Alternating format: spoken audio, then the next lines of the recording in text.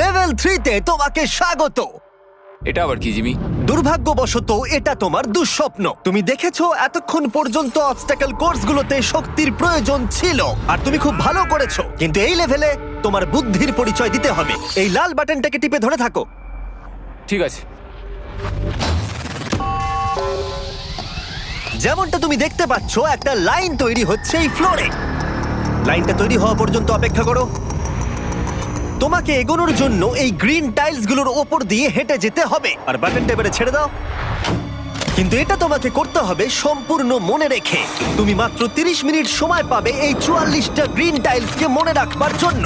আর যদি তুমি ভুলবশত একটা রেড স্কোয়ারে পা ফেলে দাও, তোমার সমস্ত টাকা বিস্ফোরণে উড়ে যাবে। কেন এই শিলটা কাজে লাগবে। ও মাই গড। এটা তোমাকে বোম থেকে বাঁচাবে। টাইমার শুরু করো। এগিয়ে যাও।